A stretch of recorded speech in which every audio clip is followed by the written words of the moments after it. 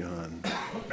I don't think of his last name eventually. Good evening and welcome to the third and final meeting tonight. My name is Dennis Buckley, Mayor of the City of Beech Grove, and at this time we will convene our City Council meeting for Tuesday, September the 3rd, 2013. And in lieu of a roll call, I will ask each member of the council to introduce himself, beginning on my left. Dave Mobley, City Council at Large. John Jennings, District 4. Dave Harrison, District 5. Dan McMillan, Clerk Treasurer. Craig Wiley, City Attorney. Anthony Davidson, District 3. Ed Bell, District 2. Mary Huser Stewart, District 1. Kathy Coates, Council at Large. Please rise for the Pledge of Allegiance. I pledge allegiance To the flag of the United States of America and to the republic for which it stands, one nation, under God, indivisible, with liberty and justice for all. Thank you. This time I'll ask Dave Guthrie, who's the Executive Director of the Indiana Youth Soccer Organization, to join me at the podium. Council, tonight we have a proclamation, whereas collectively our nation strives to encourage greatness and achievement in our young people, and whereas interest and participation in the sport of soccer are at their highest point ever among our nation's youth, and whereas many of the children in our community participate in local soccer leagues, and whereas soccer provides an outlet from indoor distractions in order to promote exercise which leads to a healthy lifestyle, and whereas Youth Soccer Month is celebrated in the month of September to help bring attention to the sport of soccer and to encourage and promote physical fitness, and whereas Youth Soccer Month sets children on the path to success by helping them make smart, healthy decisions to avoid childhood obesity and other illnesses. Whereas Youth Soccer Month seeks to encourage the values of physical fitness, sportsmanship, family, and friendship, and whereas the messages of Youth Soccer Month communicate the importance of physical activity and fitness and exercise and their link to good health. Now, therefore, I, Dennis B. Buckley, Mayor of the City of Beech Grove, do hereby proclaim September as Youth Soccer Month in the city of Beech Grove, Indiana. This is presented to you tonight, Dave. Mayor Buckley, thank you very much. Thank you. And the council, thank you very much. And for the citizens of Beech Grove, thank you. I represent the kids who play the game of soccer. Most of us, my age or older, we didn't play. And yet, I find it's a fantastic sport for boys and girls. In fact, about 48% of the 60,000 who play in Indiana are female, about 52% are males. And you're in good company because there's about 3 million kids in the United States that are registered in the same organization in which Indiana Soccer is registered. But thank you very much for your support. Thanks, Dave. At this time, I'll turn the floor over to Councilman Davidson for a presentation.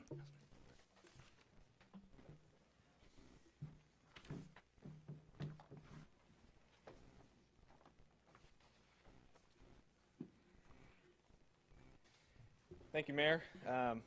Council, I come before you to talk about an individual who has affected probably most of Beech Grove.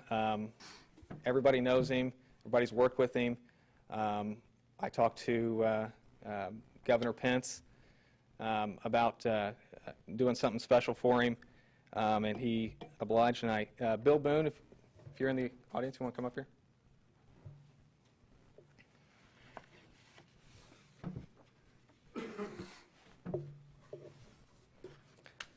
Have something to present to you here from Governor Pence. It says, "To all whom these presents may come, greetings. Whereas some individuals distinguish themselves through significant contributions to their communities, and whereas the qualities and characteristics of such individuals reflect best of the great state of Indiana, and whereas the actions of these individuals endear them in the hearts and minds of all Hoosiers, and whereas Indiana treasures individuals who give their time and talents out of an abiding sense of responsibility, commitment, and concern for others. And whereas Bill Boone is such an individual who has earned the respect and admiration of Hoosiers across the state and is worthy to join the ranks of these honorees, Now therefore, I, Michael R. Pence, Governor of the State of Indiana, do hereby declare and appoint Bill Boone as a distinguished Hoosier. Signed, Governor Pence.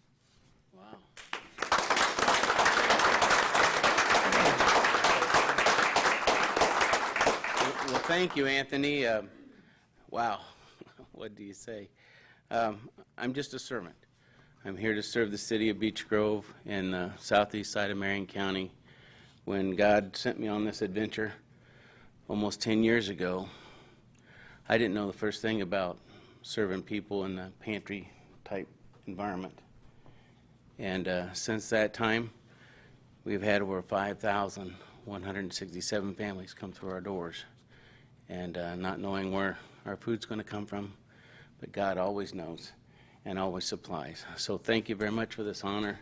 I accept this on behalf of Servant's Heart and the board and all of our hundreds and hundreds of volunteers. Thank you, Anthony.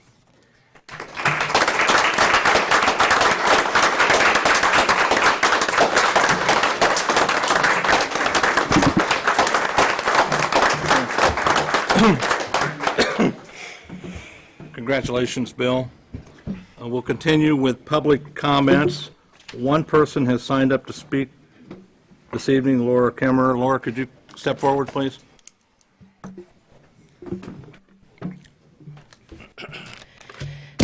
My issue is with the intersection of 5th and Albany. Can you present your name and your address, please? Laura Kammer. I live at the intersection of 5th and Main. I had first contact with Mayor Buckley on the 9th of August, where I brought it to him and I told him this is no longer a safe intersection. People are constantly running it, whether the buses are there or not. I have also spoken directly with the supervisor of the school buses, he's the transportation supervisor, Wayne, who informed me today that they have had multiple reports from bus drivers.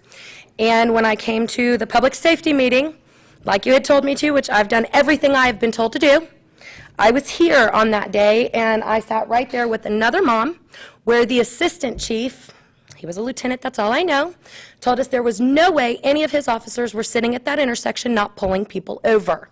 Since I had first met with you, there have been scattered here and there have been officers there. It has never been consistent. They'll be there one morning, then they're not in the afternoon.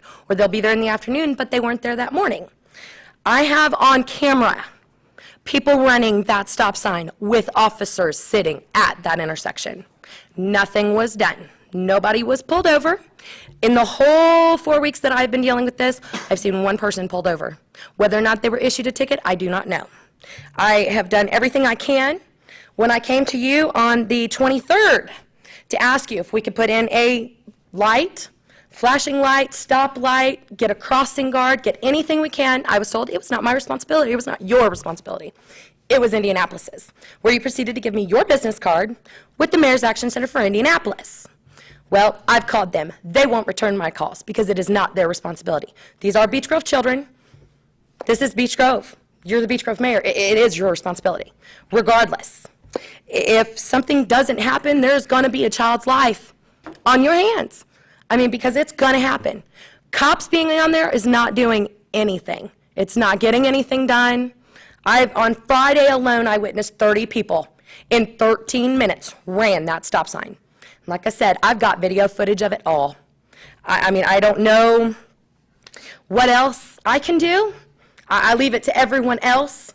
I mean, I've been asked if I would vote for someone again. I'm going to say no, because this should have been handled a long time ago. Long ago. These are kids, and there's a lot of little kids. There are at least 8 children every afternoon, and 3 more than that every morning. They're all put at risk. If someone runs that stop sign and there's an accident, it's not going to stay in the middle of the road. It's all going to come flying at me and my 2 kids, or anybody else and their kids. Something has to get done. I've called the news channel specifically for this reason, because I'm not going to get blown off. I'm not going to be called a liar, which, like they want to call us, they say it's not happening, but I have proof that it is. So, I mean, I don't know exactly what else to do. I was told to come to this meeting also. I am here. I'm bringing it to as many people's attention as I possibly can. I need help. I am just a parent. I am just a stay-at-home mom trying to keep my kids and all these other children that I've come to know safe. because something is going to happen. And it has to happen soon before they get hurt. I mean, people blow through that stop sign like it is not even there.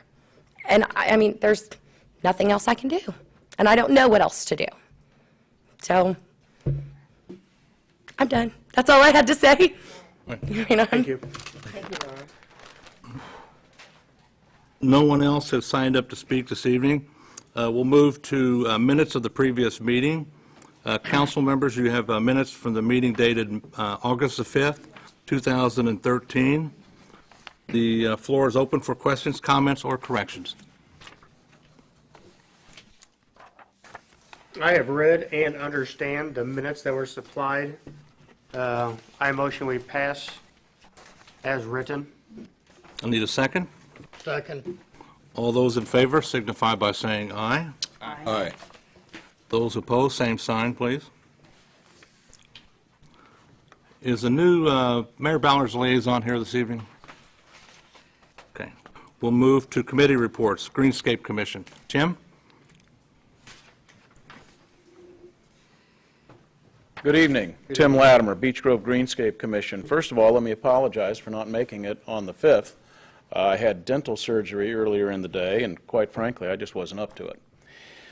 At our last meeting, held on the 19th, we had several guests, Chris Kaufman and Kim Self from Beech Grove High School. Joe Murray, Brendan Parrott were also there from the high school, and they all represented the FFA. Joe Allen Castetter was a guest as well. And I'll get to the FAA here in a little, the FFA, I'll get to them in just a bit. We have a new member on the commission, Brenda Wilson. She attended the first meeting, her first meeting. The Arbor Day tree planting ceremony will be October 8th at 6 o'clock, and it will be at the high school. The FFA students will be participating in this event. We're going to plant a beech tree, in the circle in front of the high school. I don't know what else to call it. And that circle area as you come in, it's right directly in front of the school. And we talked about planting a beech tree at all of the schools. This is something that we thought that we would like to do. Mr. Kaufman from the FFA thought that that would be a great idea, a great goal for the future. The problem is finding good beech trees, and I've mentioned this before. They're pretty pricey when you want a good one, when you want one that's maybe 3 or 4 inches around. One that you don't, we don't want a sapling. We want a good, sturdy tree, and they're a little bit pricey, and they're a little bit hard to find. The good ones are anyway, for the price that we can afford. But Mr. Kaufman is going to find one for us, and we're going to plant that on the 8th. That's a Tuesday, October 8th at 6 o'clock. Also, Ms. Self from the FFA, her students are organizing a day of service, and I don't know how much of this you already know about. They have tentatively set a date for Friday, May 16th, and this day of service, at this point in time, they're looking for suggestions for what kind of projects they might be able to participate in that would benefit the community. And we talked about that for quite a while. It was a great meeting. It was one of our most productive meetings.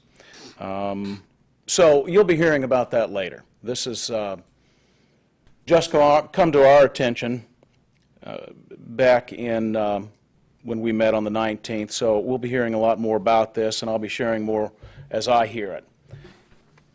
We also talked about an area behind the bus barn that we feel could be used as a nursery for growing seedlings and for growing seedling trees.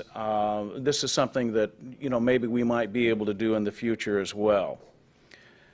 We have a few trees that we brought to the attention of Brad Merriweather. We have 3, one on 4th Avenue, one on 6th Avenue, and one in Sarah Bolton Park that they are dying and they need to be removed. And let's see, I think that's about all I have. Yes. And as usual, our next meeting will be on the third Monday of September. I don't know the date exact right offhand, but as always, the public is invited to attend and welcome to attend. Do you have any questions for me? Yes. Welcome back, thank you. Thanks. You will. And on the October 8th, 6 o'clock. is it AM, PM, yeah. 6 o'clock that evening. Yeah. Tim, you want to plug the festival? The Beech Grove Fall Festival is ready to go. As you know, we have some constraints. We don't have as much room as we've had in the past. Derek Blyce and John Cirillo, John Morgan, they have worked so hard to make changes and get this thing so that we can do it. We know that we can get this done. We're going to have to make some changes, but we think that it can be done. Derek is very positive, and it's a good thing that he's the president this time around, because I'm not so sure I would be as positive as he is. But we're excited. We've had a huge interest in booth space. We have a waiting list. We're going to try and get as many not-for-profit and profit groups in there as we can. So let's see, what else can I tell you that's new? I guess that's about it. We're working on it, and we're good to go, and we're ready to start. We're going to have the small stage at 4th and Main, like we always do, and we have a lineup already planned, Wednesday night, Thursday night, Friday, all day Saturday, and Saturday night as well. So it's going to be we're going to have good weather, and I'm really looking forward to this. How about where can people buy tickets? We have 17 places right now where you can buy advanced ticket sales, and they are all on our website. Thanks again to John. And they're all on our website. I won't take time to go through all of them with you, but if you go to the bgpromoters.com, you can find out where you can buy advanced tickets. And you can buy advanced tickets all the way up until noon on Wednesday. 20 tickets for $14. That's a pretty good savings. Yes, thank you. All right. Anything else for me? Okay, thanks a lot. Thank you, Tim. RDC. Did he ever mention when the fall festival is? No, So that it's we the can- 11th through the 14th. We need to get that out, so it's announced on the tape. Joe Griffin, president of RDC. Real quick before I forget, I was contacted by a member of the Promoters Club wanting to know if they could use the rock pile as a overflow for whatever they need, maybe the poor jacks, extra trailers, or whatever. We're going to have, I meant to send an email off to our attorney to find out what needs to be done and doesn't, so we might have to have a special meeting to meet on that. If she says that we do, then we'll have a quick meeting on that, try to hurry up and get that done, because they need some quick input on that. So when I get home tonight, I'll send that email off, and hopefully we'll have an answer tomorrow. Also, Janice King, mayor's pick, and Tammy Story, school board pick, fill out our RDC board. The commission voted to change the email address to beechgroverdc@gmail.com. Pardon me. Mary Hatta from the NRP group was in attendance, and we did what I would call a cuss and discuss over what's going on here. It's the clerk treasurer and the RDC have been working together, try to figure out what's going on here. It's been a winding path, to say the least. And today when I got home, I opened up my email and I found 59 pages of emails pertaining to this all of a sudden. This leads to the reason why the clerk treasurer needs to have all documentations from all people. This has really been a convoluted process, to say the least. We're going off what we can find, and it's been hard. So opening up my emails today and finding 59 pages, that's quite amazing after all this time, and we've been asking.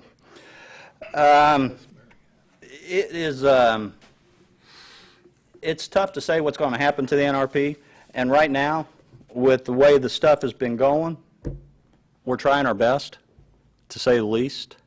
This is why the council needs to be in attendance. This is why the council needs to take up and start attending these meetings.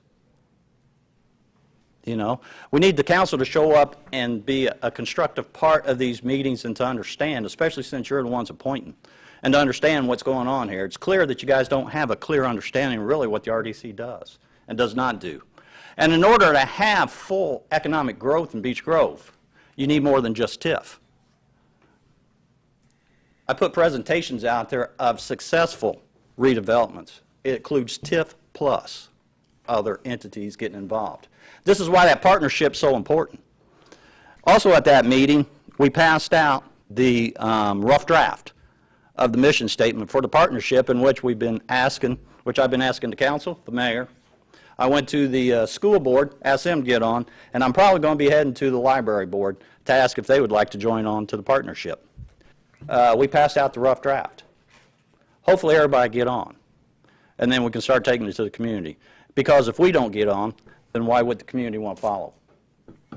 This has to be one back thing. This has to be one uniformed presence in order to make us go for an economic development. Any questions? We meet on third Thursday of the month. Hey, Joe, did a guy named Steve Roberts get a hold of you? No.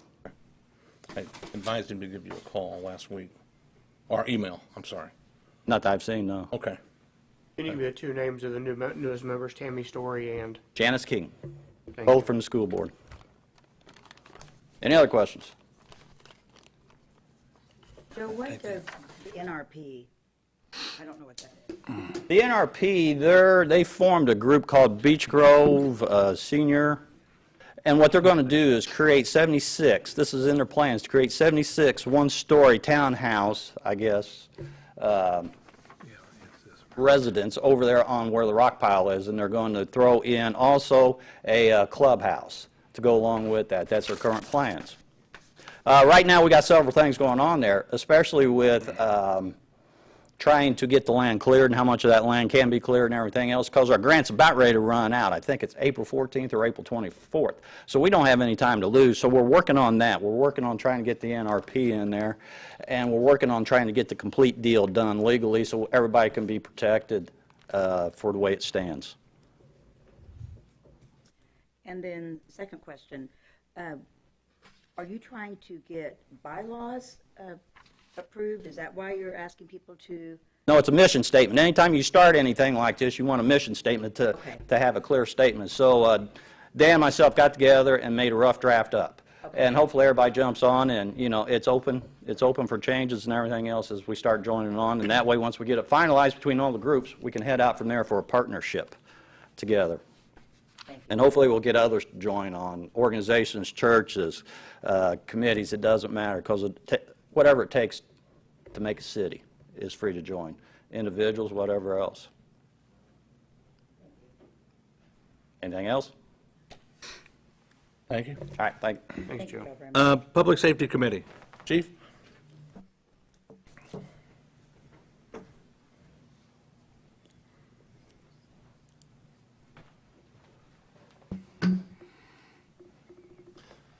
Mayor, Council, the Public Safety Committee met Wednesday, the 28th, at approximately 9 in the morning.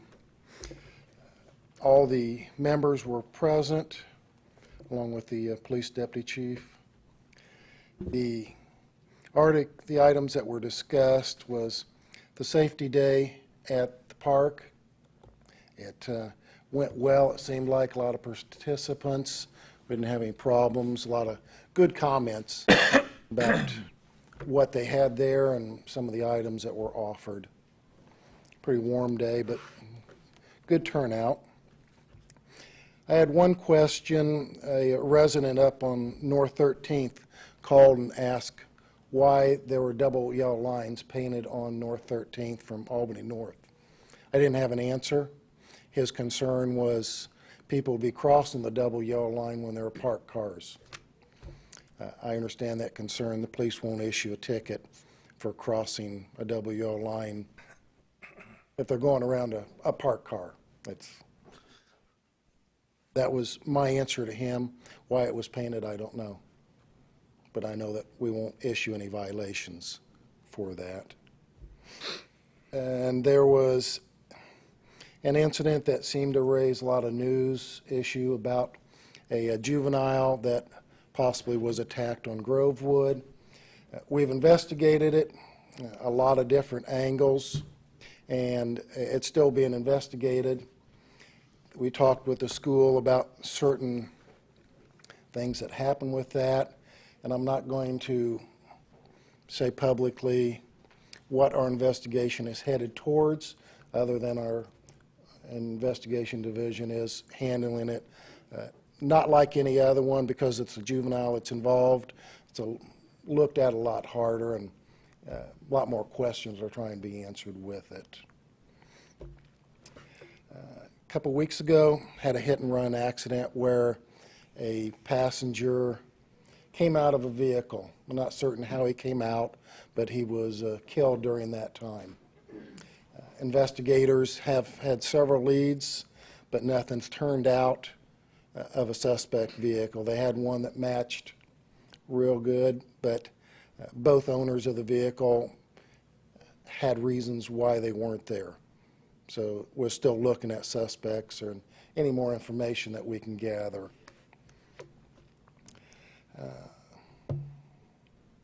The Fall Festival, as mentioned before, it is next week, the 11th through the 14th. The police and fire are going to join together and have a face painting on Friday. We have the parade that goes on Saturday, and we have a couple of different events on a Wednesday and a Thursday. And I talked to one of the promoters, and my understanding is if they don't have enough room, that they might expand between 6th and the 7th. So I told him that we would work with that as far as the police and working with traffic if that happens or if it creates a problem. And then later that night, the Main Street's going to be closed off at 8th to 3rd for a concert on that Saturday. We don't seem to have a problem with that and haven't had a problem, so public safety thought it was still a good idea to have the concert.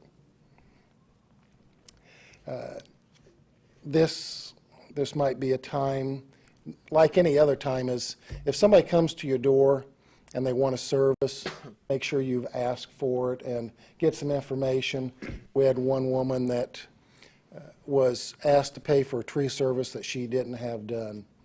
We're looking into that, and the owner of the business has cooperated with us, but because nothing was gathered, no money was paid, that there's no crime, but sometimes the older people are victims because they think that they did something they didn't.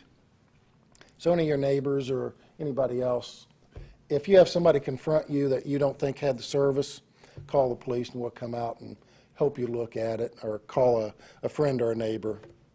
Don't be scared to call the police or a neighbor. And the issue that was brought up about 5th and Albany tonight, it's been brought up for the last couple of weeks. We have officers out there as often as we can. We've had our in-car cameras taping that incident or that location. It's not the only stop sign or four-way stop area in Beech Grove. We assigned cars there for about 5 days. There were little or no incidents that occurred while the police were there. We have other bus stops that we go to. We follow other buses. As you know, Beech Grove's not that big, but we only have 4 officers usually. And when you try to assign 2 officers to one intersection, we have runs that back up. We have reports that aren't taken on timely. I don't know, we have 14,000 people that live in the city, plus all the other commuters. It tasks our police department, like it does any other one, that we work as hard as we can to resolve all the problems, and we put officers at intersection, we get complaints. If that doesn't happen 24 hours a day, 7 days a week, I apologize, but we work with what we have, and we have more than just 8 kids that we watch, and we try to spread that responsibility out. and have our crossing guards where we'd like to. And we have sat at 5th and Albany for several days. We can't sit there every day, but we do try to make a concerted effort of resolving any problems. May I just ask, because that story's, I've heard different versions. So is it an issue of the traffic stop signs and cars not stopping at stop signs during the times that the buses are there? Or is it a matter of cars passing the buses while children are entering and We witnessed that also. People have gone around the bus to get around. Because I've heard all different versions of this. I'm just trying to. It's better. It's happening while the bus is stopped there. Okay. It's happening, they'll either go around it or they'll come in the other direction. And please, I heard your moans when he made the comment, but understand where he's coming from as well. Oh, I do too, and I do want to bring something up. No one's Another question and answer. I know No. that, and we were told at the public safety meeting, another mother and I, that there were only, at any given time, there were only 4 officers, the same thing he just stated. But then on Wednesday afternoon, as Miley can witness, 4 officers were posted at that intersection on the 28th, the same afternoon of the public safety meeting, endangering every child in all of Beech Grove to prove a point. I mean, I don't, I've been threatened. I've gotten everything, so I'm sorry, I don't mean to interrupt, but No, I've been sitting at this intersection every day, so. I hear you. It's covered. I'm just trying to think where we can come to a meeting of the mind, because everyone in the city is first priority safety, primarily for the children and for all of the adults as well. I mean, there are elderly adults that cross that intersection on foot. So, it is something that's it's not being discounted. Right. Right, I Chief. want you to know. Right. Okay. Anything else, Chief? No, that's it. All right, thank you. Thank you, Chief. Jim Brooks is not with us this evening for ABC. Last report tonight, financial report from the clerk. Dan? Dear counselors, our State Board of Accounts audit continues, and I believe we are growing close to completion. I have received a brief preliminary report that is not available for public consumption.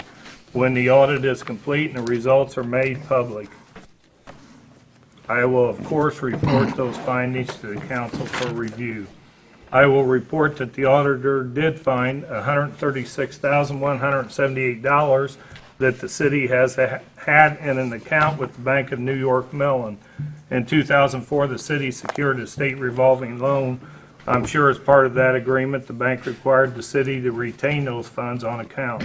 Somehow through the years, the city lost track of the money and discontinued reporting it. The money is not available to be used, but is an additional asset that the city has, and we will be reporting it annually going forward.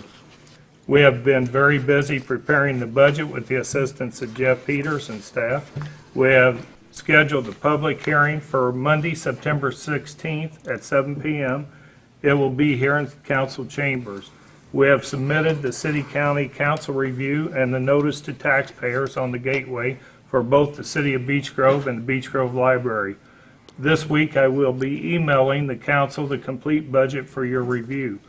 The month of August, we made our second final payment of the year on the trash truck lease purchase agreement. That payment was in the amount of $38,237.64. I have created a separate fund for the court. Court revenues received in by the city and court expenditures paid out to the county and other cities are now tracked in this fund. Court expenditures that are in the budget are not included in this fund. However, it will give the city a better look at how the court is progressing. Going forward, we will be able to accurately calculate what the income or loss is from the court each year. Every year in December, we will have to bring forth a request for transfer of monies from the court fund back into the general fund. These monies will be used to offset the budget expenses that the city incurs each year from the court. In the past, the revenues from the court have always just been receipted into the general fund, and the expenditures were paid in the same manner.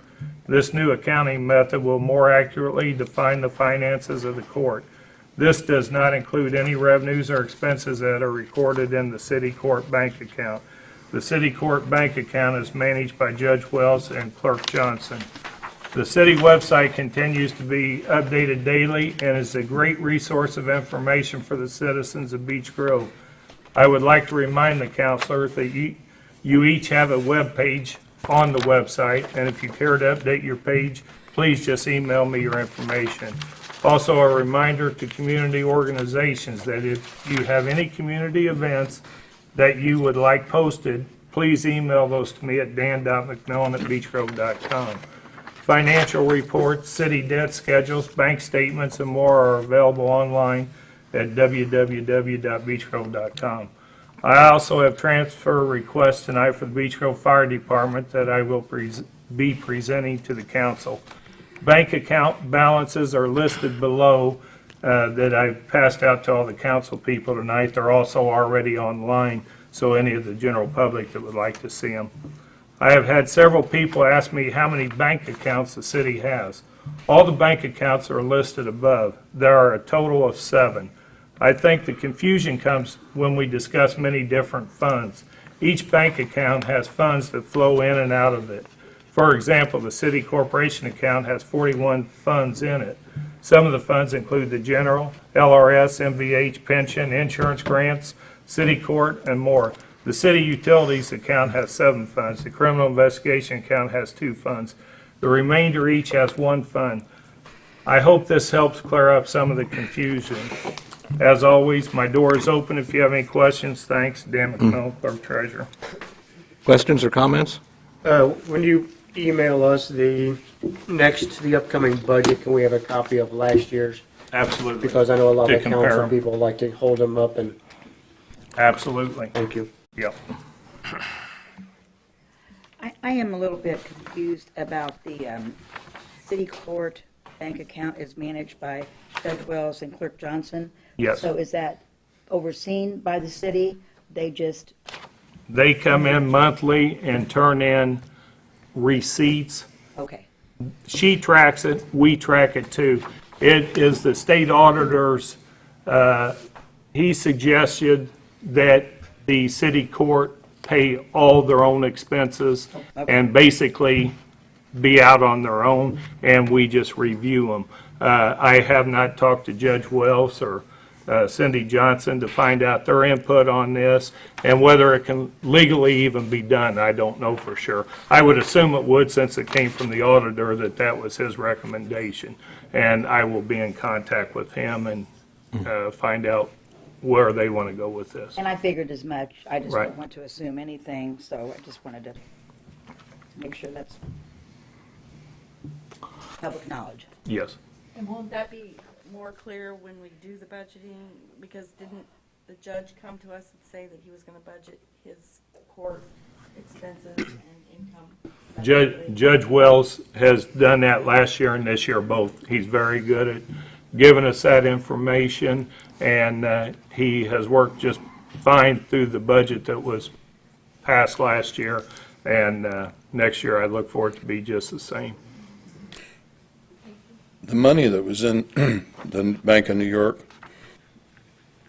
that was just found, maybe?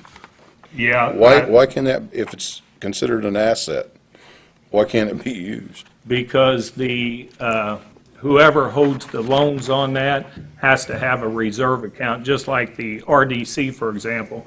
They've got $584,000 that's held in reserve because of their 2 loans. So it has to be held in reserve. What actually happened when the auditor last year came in, this was not reported as anywhere on the city's books. So when she asked me about it, we went ahead and moved $136,000 or $138,000, whatever it was, into reserve for the utility. So now we've actually got it twice. So somewhere along the line, this will come forward where it will be credited where the utility can use it. Yeah, that's exactly what it is collateral. I think they determine 2 payments is how they do it. Okay. Need help spending it, let me know. Yeah. Thanks, Dan. Any other questions for the clerk? We'll move to unfinished business carried over from a previous meeting. General Ordinance Number 14, 2013 is up for third and final reading this evening. I'll defer to the clerk to read the ordinance in its entirety. General Ordinance Number 14, 2013. General Ordinance Number 14, 2013 is an ordinance that amends Chapter 72 of the Code of Ordinances for the City of Beech Grove pursuant to soliciting around roadways or approach motor vehicles. Whereas vehicles sometimes are required to stop due to traffic signals or other causes, such as traffic congestion, and whereas people who are driving or riding in vehicles should not have to be bothered by people walking up to their vehicle, and whereas people take the risk of being struck by a moving vehicle while approaching such vehicles from the side of a roadway, and whereas impeding the flow of normal traffic could lead to a traffic accident. Therefore, be it ordained that the Common Council desires to amend Chapter 72 of the Code of Ordinances that would prohibit this type of activity. Therefore, be it further ordained that the Common Council desires the following amendments be added to Chapter 72. Number 1, Section 73.12, prohibited activity around roadways. It shall be unlawful for a pedestrian to sit, stand, or move within or upon a roadway or a median between two roadways or within the public right-of-way not exceeding 50 feet from the travel portion of any intersection controlled by an automatic traffic signal or stop sign for the purpose of or while engaged in by oral or written methods. A, soliciting or peddling, selling, advertising, donating, or distributing product, property, or service, including but not limited to tickets, handbills, newspapers, or other printed material to or from an occupant of a vehicle on the roadway, or B, conversation or discourse with an occupant of a vehicle on the roadway. Number 2, Section 73.13, interference with the vehicular traffic.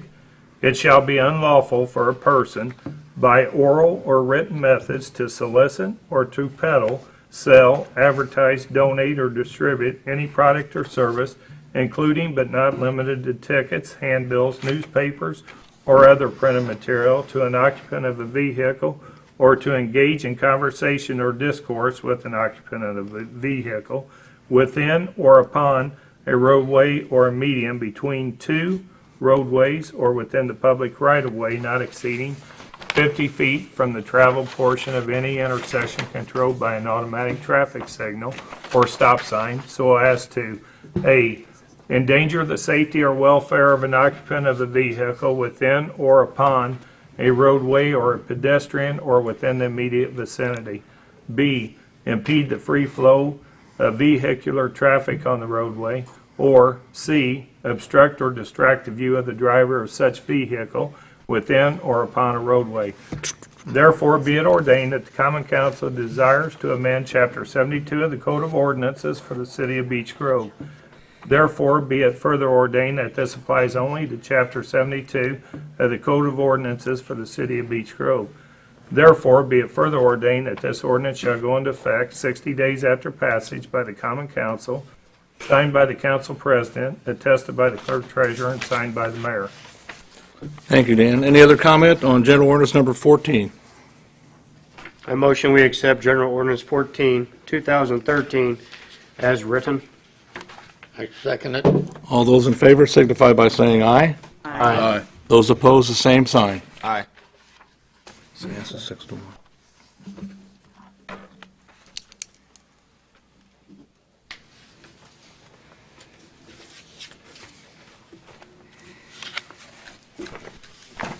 That is the last of unfinished business carried over from the previous meeting. Under new business, transfer of funds within the fire department. I'll defer to the clerk.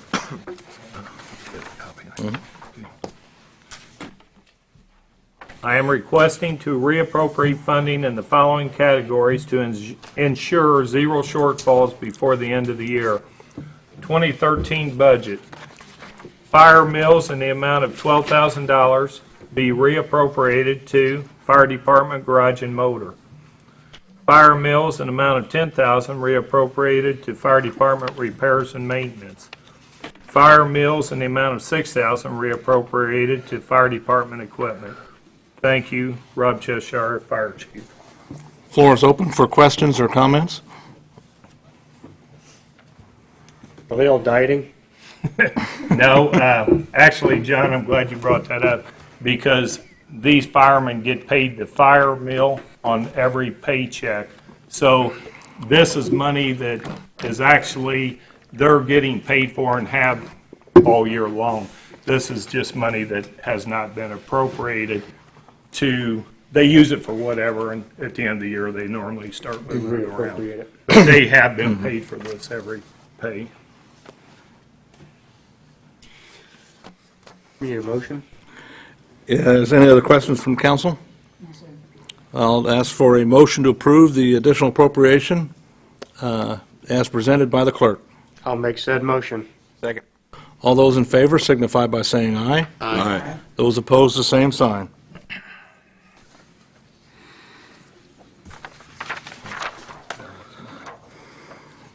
For the council's information, the next three ordinances were brought forward by the police department. At this time, we'll hear General Ordinance Number 15, 2013 on first reading pursuant to handicap parking. I'll defer to the clerk.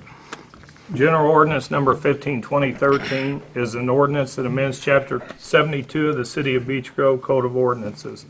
Chapter 72 pursuant to parking privileges for physically handicapped persons concerning private business property, local government buildings, school and/or shopping centers.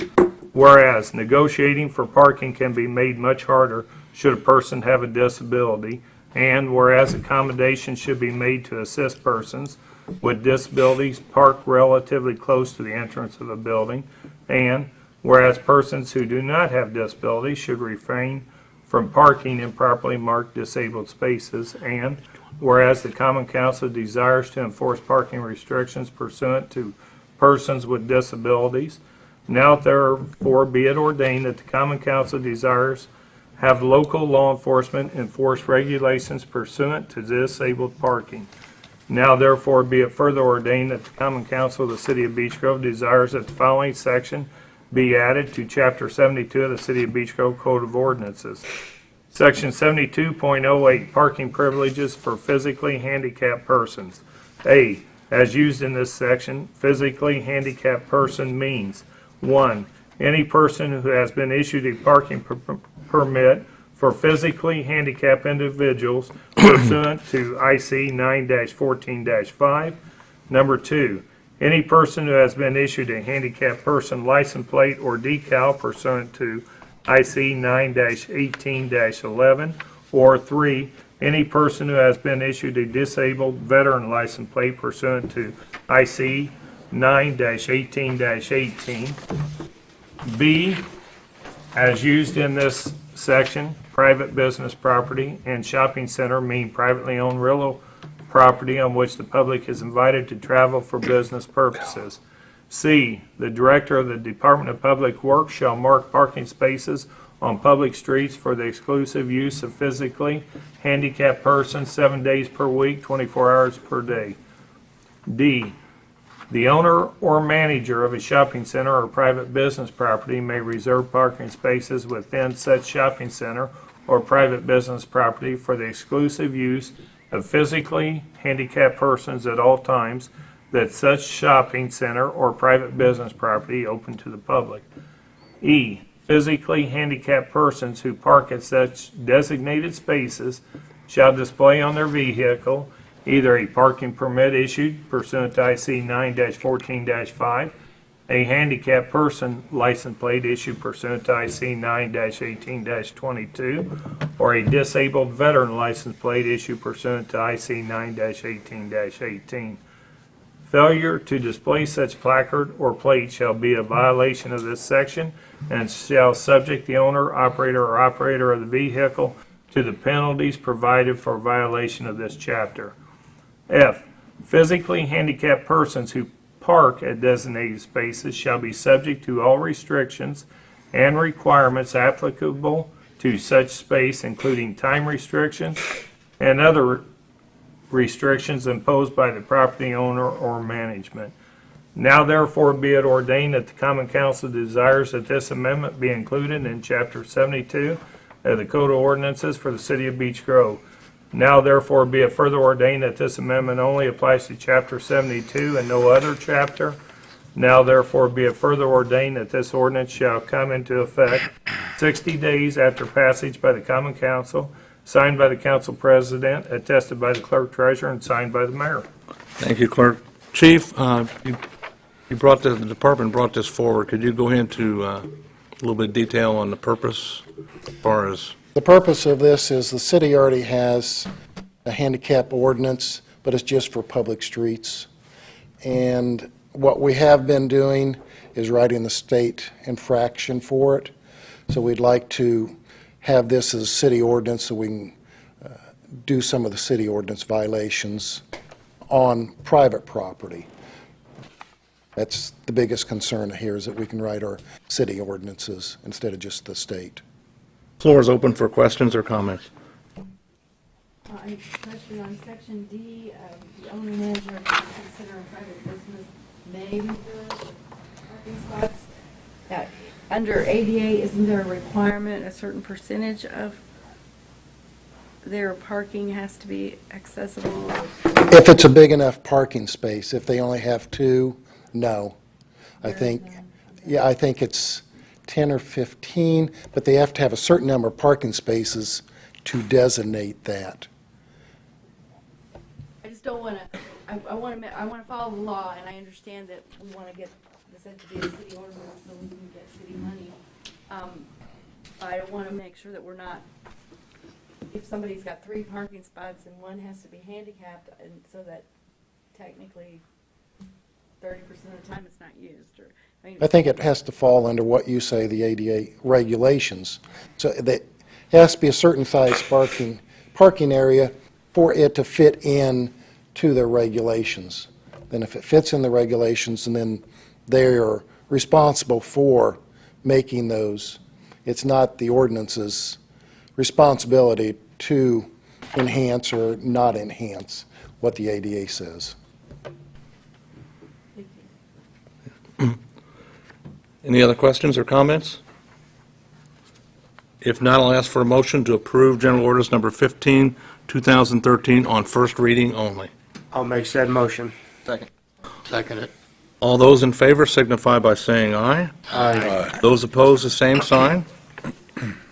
We will move this forward for second reading only after the budget has been presented and approved. So we could not bring this back up until November, probably. Right. General Orders Number 16, 2013 is up for first reading only pursuant to Fire Station Zone. At this time, I'll defer to Councilor Bell. Ed, you want to read this one? Yes. Thank you, Mayor. General Ordinance Number 16, 2013. General Ordinance Number 16, 2013 is an ordinance that amends Chapter 70 of the Code of Ordinances for the City of Beech Grove, addressing traffic patterns around entrances to the fire stations. Whereas the City of Beech Grove has 2 fire stations centrally located to provide fire and EMS protection for citizens of Beech Grove, and whereas both fire stations are located on heavily traveled roadways, and whereas traffic sometimes has to come to a stop as ambulances and fire engines leave the station on emergency responses, and whereas signs have been installed clearly identifying the fire station zones on both Churchman Avenue and Albany Street. Therefore, let it be ordained that the Common Council desires to minimize the chances of accidents caused by emergency vehicles responding to calls for assistance by establishing emergency zones at each fire station. Therefore, let it be further ordained that the Common Council desires the following amendment to add Chapter 70 of the Code of Ordinances for the City of Beech Grove. Section 70-37, Fire Station Emergency Zone.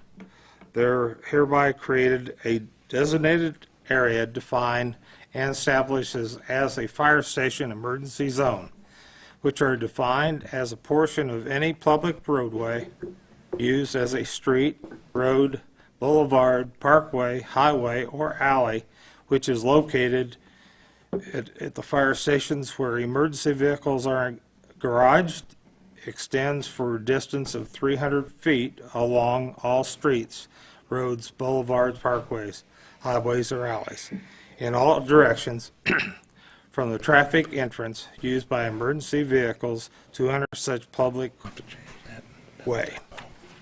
B, no person shall drive a motor vehicle on any street, highway, boulevard, parkway, highway, or alley within the fire station emergency zone established pursuant to Section A at a speed greater than which is allowed such persons to stop safely to avoid emergency vehicles. C, the Department of Public Works shall post reasonable and adequate signs indicating the existence of each fire station, emergency zone, the point of commencement and point of termination. Such signs will warn the danger of the emergency vehicles entering the public way and the requirement of caution and reduced speeds in such zones. Now therefore be it ordained that the Common Council desires to amend the Chapter 70 of the Code of Ordinances as such. Now therefore be it ordained that this ordinance only applies to the above listed purpose. Now therefore be it ordained that this ordinance shall go into effect 60 days after passage by the Common Council, signed by the Council President, tested by the Clerk Treasurer, and signed by the Mayor. Chief, can you go through this one as well? I've talked to the fire chief, and I think that we're both in agreement that this is a warning to let people know that maybe if they hear an emergency vehicle, it may not be on the street yet. When they enter this zone, it could be coming out of one of the firehouses, and more of an alert that some people look at the street and they go, I don't see anything, and they forget to pay attention. So I think that if it's posted, it alerts those people that when they enter this area, that one fire truck or an ambulance could be coming out of the house, and if they hear the siren, maybe be more alert if something's coming beside them instead of in front or behind. So we're looking at street signs and street paint? I don't know about street paint, but the sign will say fire safety zone or fire zone, station 300 feet, or that type of signage. Nothing No on striping in the street? I think this just calls for signs, and I think the signs are seen 12 months out of the year. If it was snow, you wouldn't be able to see it, so I think the signage is the only thing that's needed. Okay. Thanks, Chief. Floor is open for questions or comments. Motion we accept General Ordinance Number 16, 2013 on first reading. All those in favor signify by saying aye. Aye. Those opposed, the same sign. Carried over to second reading. General Ordinance Number 17, 2013 is up for first reading, fire lane parking. I'll defer again to Councilor Bell. Ed? Thank you, Mayor. General Ordinance Number 17, 2013 is an ordinance that amends Chapter 72 of the Code of Ordinances for the City of Beech Grove pursuant to fire lane parking for public buildings. Whereas from time to time, the Beech Grove Fire Department is called to respond to reporting emergencies in a public building, and whereas, depending on the emergency, time may be of essence to clear access to the public buildings become vital. And whereas private vehicle parking in these areas could cause delays and other problems which may hamper emergency operations. And whereas persons who oversee public buildings should assist our emergency services whenever possible to maintain open access in front of the buildings. Now be ordain that the Common Council desires to amend Chapter 72 of the Code of Ordinances to assist the Beech Grove Fire Department and other fire departments who may have cause to respond to a reported emergency in a public building.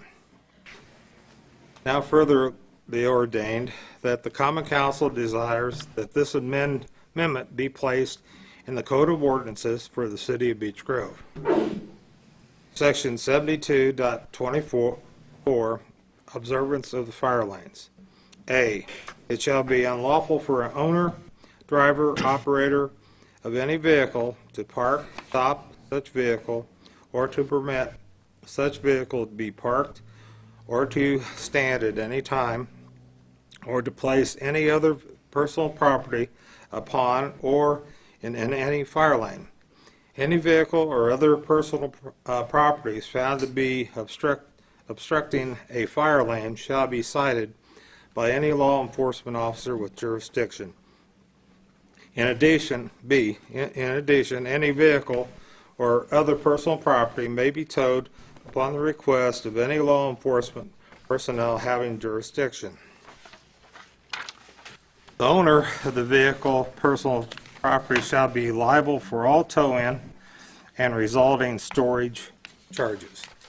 C, the fire chief shall, to the greatest extent feasible, inspect the area surrounding all public buildings, and the fire chief shall determine established the emergency vehicle lanes and notify the property owners affected thereby in writing.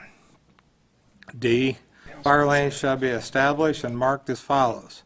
1, fire lanes shall be 12 feet from the sidewalk, driveway, service area, or areas immediately adjacent to any building or structure deemed necessary by the fire chief. 2, where acceptable, the pavement of the fire emergency lanes shall be marked with the words "No Parking Fire Lane" in large visible letters and striped with no less than 4 inches in width, installed 12 feet from the sidewalk, curb, or other items adjacent to the building in question. The words "No Parking Fire Lane" shall be between the stripe and the sidewalk, curb, or other item adjacent to the building. 3, all curbs, striping, and language required on the pavement shall be marked in yellow, coordination with paint or other types of substances that may be approved by the fire chief. And 4, signs stating "No Parking Fire Lane" meeting the Indiana Manual of Uniform Traffic Control Devices shall be installed no less than 30 feet apart. E, the fire chief may in designated fire lanes determine that portions of these lanes, because of the location of the hydrants, standpipes, or other fire prevention devices, or B, of necessary ingress and egress, that any blockage constitutes a fire hazard. Areas so determined shall be designated tow-away zones and shall be also marked and posted. Any vehicle parked in such zones shall be removed at the direction of the fire official or police officer. Now be it ordained that the Common Council desires this amended to be included in ordinance, Code of Ordinances for the City of Beech Grove. Now, therefore, be it further ordained that this ordinance only pertains to the amendment of Chapter 72 of the Code of Ordinances. Now, therefore, be it further ordained that this ordinance shall go into effect 60 days after passage by the Common Council, signed by the President, attested by the Clerk Treasurer, and signed by the Mayor. Thanks, Ed. Chief, you're going to comment on this one as well, please? On this, there is no Beech Grove ordinance or state violation that the police can enforce. There is a Marion County, City of Indianapolis, but in Beech Grove, we can enforce that as far as the police department. And I think it's really important that we have this ordinance so we can safely make certain buildings, certain areas, so people can get in and out where they needed to, and fire trucks, emergency equipment can park where they need to get to do fire fighting. I've talked with the fire chief, and he is for this. I don't want to speak for him, but I think it's a much-needed ordinance to make our buildings safer and the people inside the buildings safer. Would this include schools? Yes.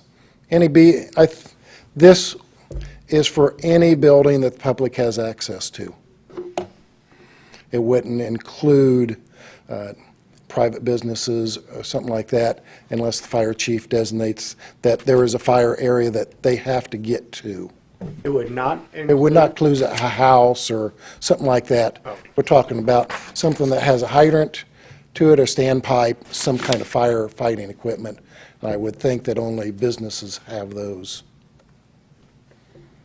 Okay, Chief? Thank you. And what we are looking at, just public buildings, take a look at which buildings do have fire protection systems, standpipes, connections, hydrants. Again, we look at the egress, make sure that people can exit out of these buildings in case there is an emergency. It's really nothing new. You take a look in Beech Grove, a lot of your businesses, Walmart, the schools already have designated no parking fire zones established. This is a good way for checks and balances for the fire department to go out and double check and apply this ordinance to those that need it. Any questions? Yes. I'm not against this, okay? I have questions, because I was hearing two different things. I was thinking public buildings, so the city-owned buildings. But then I hear it's anything, any building could be privately owned, but the public has access to it, which is correct. In my opinion, it's any building that the public has general access, they're invited into, such as the Walmart, the Lowe's. The schools are a little bit, they're not different, but they're worded different, so this has to cover the schools. I Sure. guess my question then, how would you, as fire chief, would you be the determiner? Not all businesses will this apply to. I mean, And how will we know? because we will physically go out and take a look at those that do have the sprinkler, the standpipe connections, the hydrants close by, those that would have difficulty egress and ingress. One of the factors would be if you can park in front of that building. Absolutely. What about this building? We take a look at it, but right now, there's no permanent fire protection systems here in this building. Doesn't have a sprinkler system, does not have a standpipe. We'll take a look at the exits. As it stands now, I don't think there's going to be any issues. We take a look at the new parking, how it's established, and take a look at the fire department access to the building with the hydrants, and see if we do need to establish a no parking area. So it's physically going out, taking a look at these buildings, and establishing, applying this ordinance to it. I guess I would just, I don't want to impede upon somebody's parking spaces, not that it's not needed, but unnecessarily taking space away. As with the handicap ordinance, I asked the same question with that, where it's something that's used a minimal amount of time, but it's permanently basically blocked off. I just don't want to. No, it's established for public safety, not to impede or take away. So. I'm not against it. Oh, okay. Trying to understand how where we're going to pick and choose where to enforce it and what businesses it might. It will only be enforced on buildings that have firefighting necessities inside. As a sprinkler, if they hook up to a hydrant that's next to a building, if you look at the businesses, the ones that they already know, because of building code, it says you can't have parking there. They've already made it, the Lowe's, the schools, Marsh, anything next to the building, they do not have parking there. So it's really already established. It just gives the city the ability and the permission to say it's a fire zone, you can't park there. If you do, it allows the police or fire, the police will write tickets or tow that vehicle if it's invited. But it's also giving him the ability to, let's just use Spalding Jewelers. If we block off 12 foot along one side of it, you already have a very small parking lot. I think Kathy's question is, how much of their parking are we going to take for a fire zone? If Spalding has 9 parking spots now, is he going to be down to 4? I don't think there's a need for it there. Okay. Like Mark said, you take a look at the buildings, the standpipes, the connections, and what's needed for each applicable building. It's just not going out to every building and say, oh, well, you can't park here, here, Right. here. You're not going to take So- all the parking in No. between Ballpark All Pizza Main and... Street or, yeah. I think if you Fast look at tracking it, this. it's already established where the fire zones are, and they're, It's already established? it's This puts teeth to basically it. because they're built that way, the Walmart and the Lowe's, they already have it. Right. There's no parking against the building, and those are the kind of buildings we're trying to enforce. Right, those two buildings I'm not worried about at all because they have acres of Right, parking. the other buildings don't have that firefighting equipment. Well, and then that being the case, I guess, who has that power? Because and a law enforcement officer, law enforcement personnel, and then back in the back it says fire or police. So It goes back to law enforcement to enforce the ordinance. Fire department, the fire chief is responsible for determining the zone. Support it. The police department enforces the ordinance, as the police enforce all ordinance. that's fine. Okay, I understand. Thank you, guys. Great, thank you. I would just like to add something. I've read this ordinance, and it just seems like it's certain parts of it are very vague where there should be a little bit more meat on the bone in some of the language here. And so if this passes tonight, I would like to get with you both to see if we can add Sounds good to a me. little bit more. Maybe it's a little easier to understand as well. Absolutely. I would ask that you pass it and then come to us with anything you want added. I think it's a necessary ordinance for the city and the safety of everybody that comes to the city. Any further questions? If not, ask for a motion to approve General Ordinance Number 17, 2013 on first reading only. I'll second. All those in favor signify by saying aye. Aye. Those opposed, the same sign. Thank you, gentlemen. Thank you. That concludes new business. We'll move to council comments, beginning on my far right. Dave? No comment tonight, sir. John? I would like to reiterate that October 8th is the tree planting at the high school at 6 p.m. Hopefully they can find a good enough beech tree because that little roundabout in front of the high school is in need of some fresh leaves.